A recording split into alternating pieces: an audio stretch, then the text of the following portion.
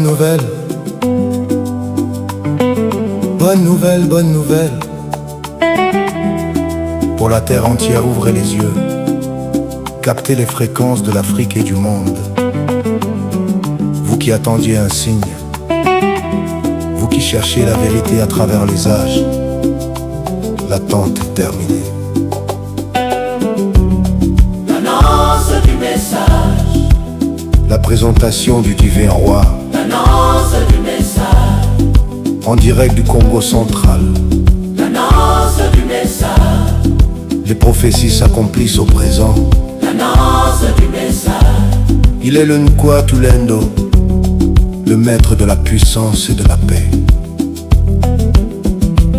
Hier annoncé sous les traits de Noé et de Jésus, de Mahomet ou de Bouddha. Aujourd'hui il marche parmi nous dans sa forme absolue.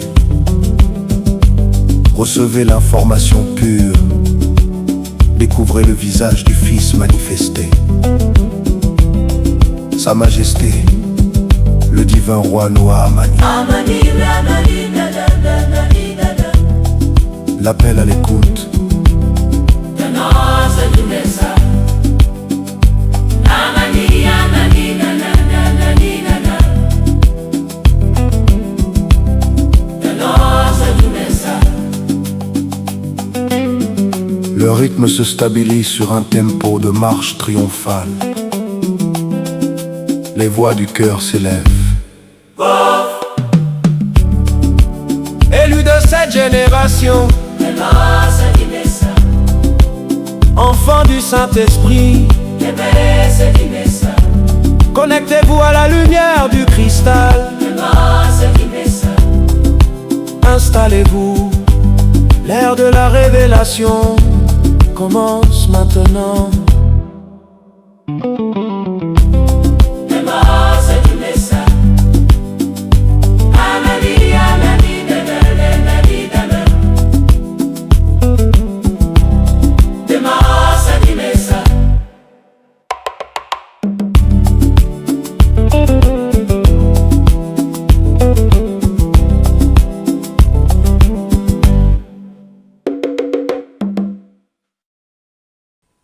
Mes salutations aux enfants du Saint-Esprit qui sont disséminés, qui sont éparpillés à travers le monde entier. Disséminés en Côte d'Ivoire, disséminés en Afrique entière et disséminés sur tous les continents du monde entier. Ce message leur est adressé aujourd'hui. Merci.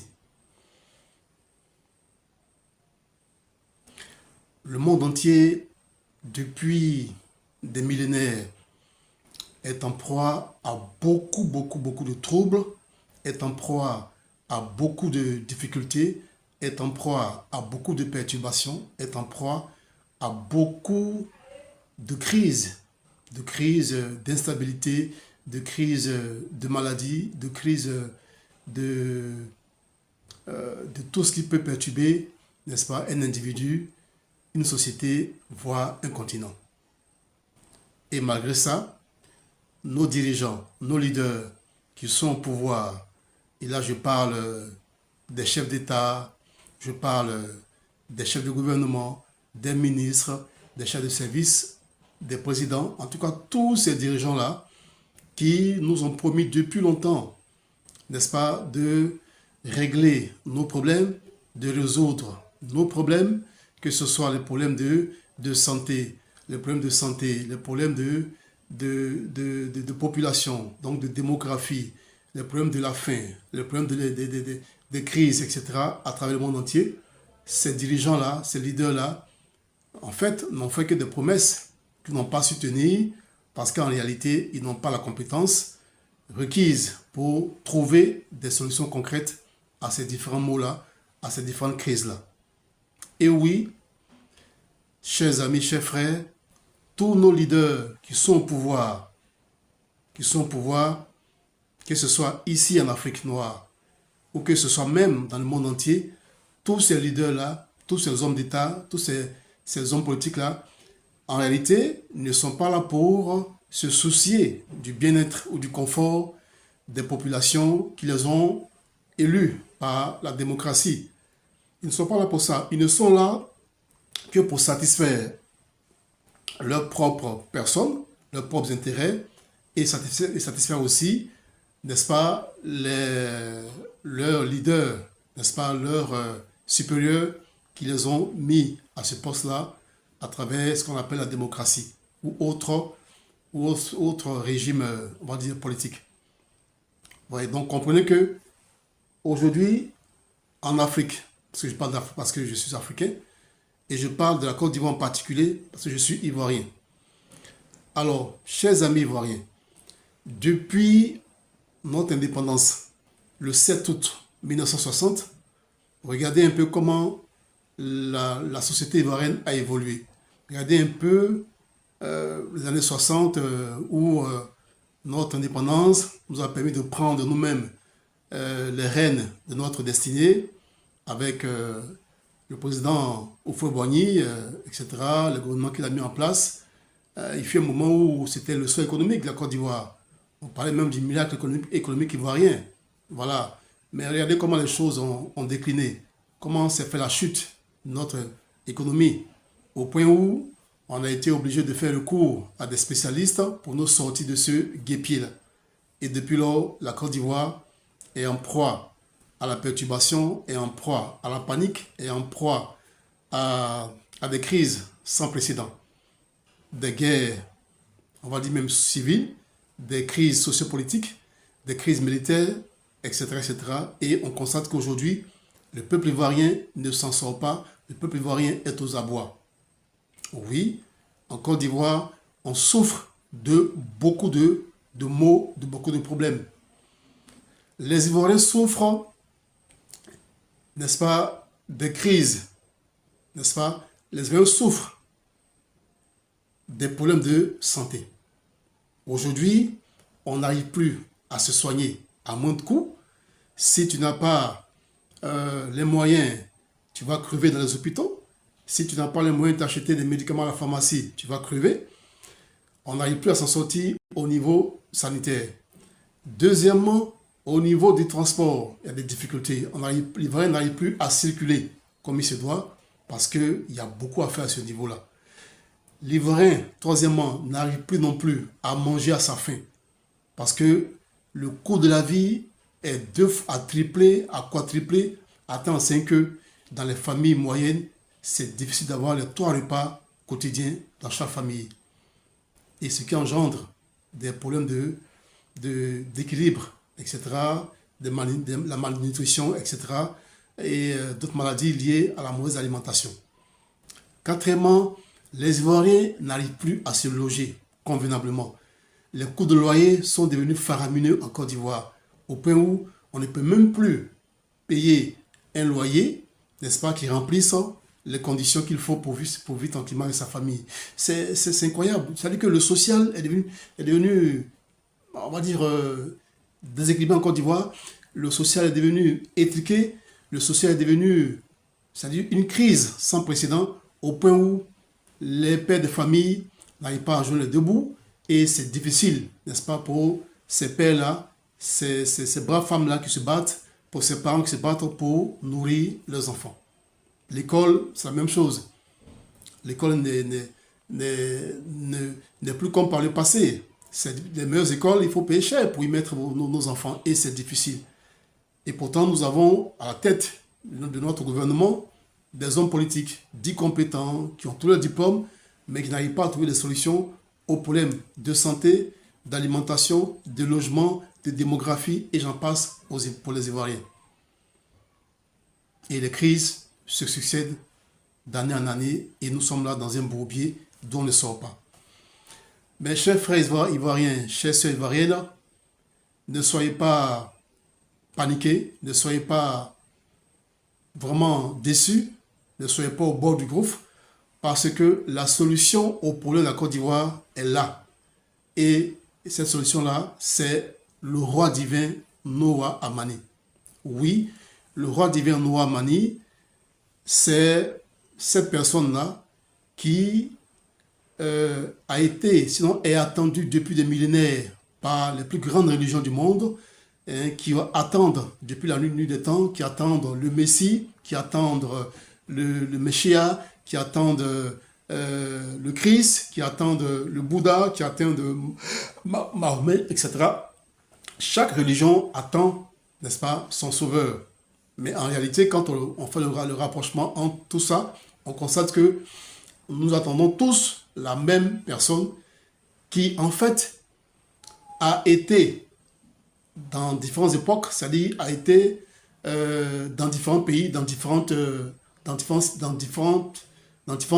Hein. C'est-à-dire que c'est la même personnalité, c'est la même personne qui s'est réincarnée à chaque fois et qui s'est incarnée, n'est-ce pas, à travers les époques, donc dans l'histoire de l'humanité, et qui a joué différents rôles depuis le Bouddha, depuis Noé, depuis Abraham, depuis Jésus, Mahomet et tous ces grands prophètes-là, ainsi que les patriarches de la Bible, c'est la même personne, c'est la même âme qui s'est toujours incarnée comme ça et qui aujourd'hui est présente dans notre époque, dans notre monde, et qu'on appelle aujourd'hui le roi divin Lunkhontulendo Noah Amani, qui vit en RDC.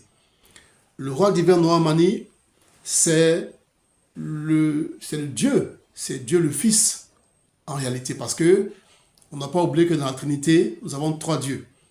Il y a Dieu le Père et Saint-Esprit, il y a Dieu le Fils, qui est le roi divin Noah Amani, dont je parle ici, il y a le Dieu le Père créateur. D'accord? Et la Sainte Trinité a envoyé le roi divin Noah Amani dans cette époque-là pour que ce Dieu-là puisse, on va dire, remettre, n'est-ce pas, les choses à leur place pour que Dieu, le Fils, puisse, on va dire, rétablir tout ce qui avait été dégradé, tout ce qui avait été perturbé, tout ce qui avait été enlevé. Il va remettre toutes ces choses-là à la place pour que le monde soit comme il avait été au commencement, donc le monde soit un royaume. C'est-à-dire que ces choses-là à la place pour que le monde soit comme il avait été au commencement, donc le monde soit un royaume. C'est-à-dire que l'Afrique soit un royaume, comme par le passé, le royaume Congo. Et le roi divin, bientôt, montera sur son trône pour régner à nouveau et rétablir vraiment tout ce qui avait été dégradé, tout ce qui avait été perturbé par les forces du mal. Le roi divin Noah Amani a déjà entrepris 2 voyages en Côte d'Ivoire. Il est venu en 2021, après une fois en Côte d'Ivoire en 2021, et il est venu encore une seconde fois en 2023. Et ces 2 missions-là, il les a faites ici pour faire un travail formidable sur la Côte d'Ivoire au plan spirituel. Parce que la Côte d'Ivoire est un pays qui est très important et qui est particulier aux yeux de la Sainte Trinité. Et il fallait que Dieu, le Fils, vienne ici en Côte d'Ivoire pour libérer la terre ivoirienne, pour libérer les Ivoiriens, pour libérer le peuple ivoirien, pour libérer, n'est-ce pas, la nation ivoirienne de l'emprise des forces du mal. Et chers Ivoiriens, chers frères, chères sœurs, soyez tranquilles parce que notre pays a été déjà libéré.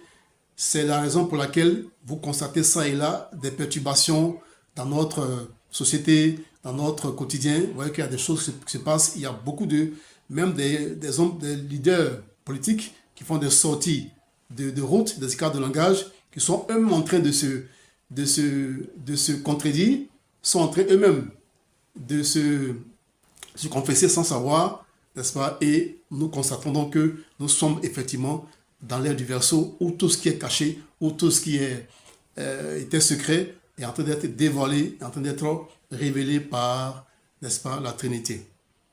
Amis ivoiriens, soyez tranquilles, parce que le serpent qui empêchait la Côte d'Ivoire d'être un pays heureux, ce serpent-là a été déjà neutralisé par la Sainte Trinité, par le roi divin Noah Amani. Et ce qu'on observe là, ces perturbations ne sont que des soubresauts de la queue d'un serpent qui est à l'agonie. Donc, vraiment, chers sœurs, chers frères ivoiriens, soyez vraiment sereins parce que bientôt, en Côte d'Ivoire, va se mettre en place le pouvoir royal. Après, n'est-ce pas, le chef d'État qui est là à présent, qui est en fonction, après ce chef d'État-là, il n'aura plus de régime présidentiel. On n'aura plus d'autres présidents en Côte d'Ivoire. Il va maintenant avoir un changement, n'est-ce pas, qui sera opéré par le maître Noah Mani, et on va mettre en place le pouvoir royal, et c'est un roi qui prendra la place pour régner en Côte d'Ivoire. Et la Côte d'Ivoire, le Ghana, le Libéria et la Sierra Leone, ces 4 nations-là vont former un royaume dont le roi va venir de la Côte d'Ivoire, et donc il va gouverner sous l'autorité, sous l'autorisation, on va dire, du maître du monde, du roi divin Noah Amani. Merci de m'avoir écouté. C'était là l'information que je voulais vous apporter ce matin. Merci à tous. Et on dit tous au nom du Père Saint-Esprit, au nom du Fils et du Père Créateur, Amani, Amani, Amani.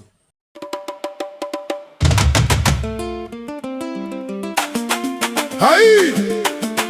Abidjan, nouvelle era! Amani a posé ses pieds. Le terrain est calé. Écoutez l'histoire du pays. Allons-y!